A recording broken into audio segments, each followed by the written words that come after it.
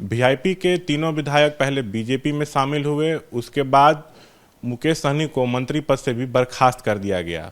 बर्खास्त होने के बाद मुकेश सहनी ने बीजेपी पर कई गंभीर आरोप लगाए हैं। हमारे साथ बातचीत करने के लिए बिहार सरकार में वरिष्ठ मंत्री एवं बीजेपी नेता जनक राम जी हैं, हम उनसे बातचीत करेंगे। सर, सहनी ने कहा कि मेरे बदौलत बीजेपी के 74 विधायक जीते थे, उनको निषाद समाज का वोट मिला था। तो बीजेपी ने मेरे साथ अन्याय किया है, मैं अति पिछड़ा का बेटा हूं, अब बिहार में यात्रा करूंगा और जनता को बीजेपी की हकीकत बताऊंगा। तो बीजेपी को बड़े नुकसान का सामना आने वाले समय में करना होगा। मुकेश सहनी,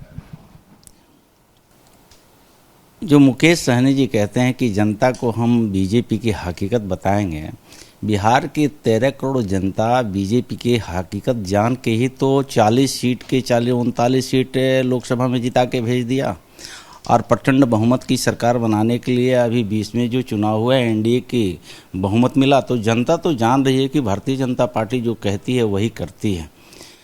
रही बात मुकेश सहनी जी को पिछड़ा की राग अलाप रहे हैं, शायद उनका सलाहकार उनको नहीं बता पा रहा है। मुकेश सहनी को सलाहकार अगर अच्छा होता तो आज उनको ये दुर्दिन देखने को मौका नहीं मिलता।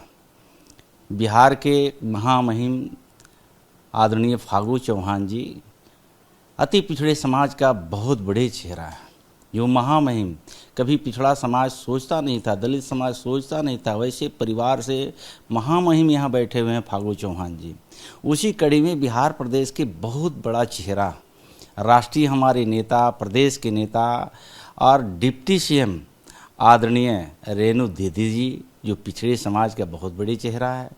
उसी कड़ी में बिहार प्रदेश के विधायक भी हैं और डिप्टी सीएम भी है आदरणीय तारकिशोर प्रसाद जी। तो मुझे लगता है कि पिछड़ों का दर्जनों यहाँ नेता, यहाँ पार्टी के अंदर, पार्टी के बाहर, समाज में काम जो होना चाहिए पिछड़ा समाज का, पार्टी के माध्यम से हो रहा है। मुझे लगता है कि कहीं ना कहीं दिग्भ्रमित हो गए हैं और उनका कारोबार कुछ अन्य चलता था जो मुंबई में, उससे भटक गए, राजनीति तो समझ नहीं पाए। उनके घर और परिवार में अगर चर्चा करेंगे ना तो उनके परिवार के लोग भी देश के यशस्वी नरेंद्र मोदी जी, बिहार के यशस्वी मुख्यमंत्री नीतीश कुमार जी के नेतृत्व में ही लोग वोट करते हैं। जो पिछड़ा अति पिछड़ा के राग अलाप रहे तो बिहार का मुख्यमंत्री आदरणीय नीतीश कुमार जी पिछड़े हैं, नंद किशोर यादव जी पिछड़े हैं, आपके अजय निषाद जी सांसद जो पिछड़े समाज के। तो मुझे लगता है कि पिछड़े पर चर्चा किया जाए तो पिछड़ा भारतीय जनता पार्टी के संपूर्ण रूप से समर्थक रहे हैं।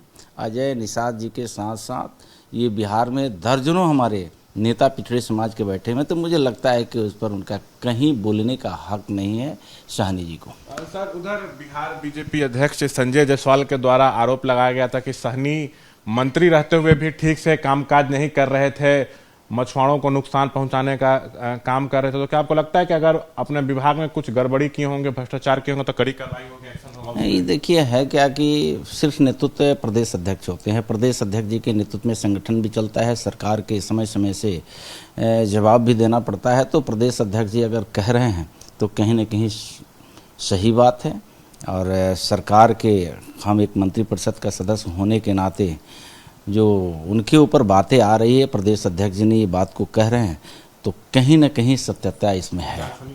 बिल्कुल, ये तो सरकार का काम है। जब प्रदेश अध्यक्ष जी बात कर रहे हैं, प्रदेश अध्यक्ष जी की बात को क्यों नहीं मानी जाएगी? एक आखिरी सवाल, क्या लगता है कि राजनीति में अनुभव की कमी और बड़बोलापन मुकेश सहनी को ले डूबा?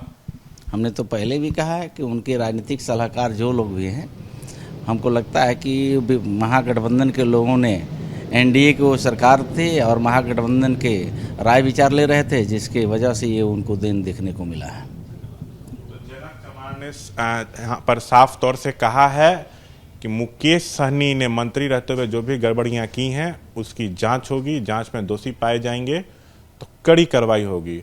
वो ये भी कह रहे हैं कि जहां तक मुकेश सहनी यह कह रहे हैं कि वो अति पिछड़ा है और बीजेपी ने उनको धोखा दिया है, तो ये कह रहे हैं कि बीजेपी में खुद एक से एक ऐसे नेता हैं जो अति पिछड़े समाज के हैं, जिनको बीजेपी ने आगे बढ़ाने का काम किया है। यह कह रहे हैं जनक राम। कैमरा पर्सन शैलेश के साथ शशांक कुमार, एबीपी न्यूज़, पटना।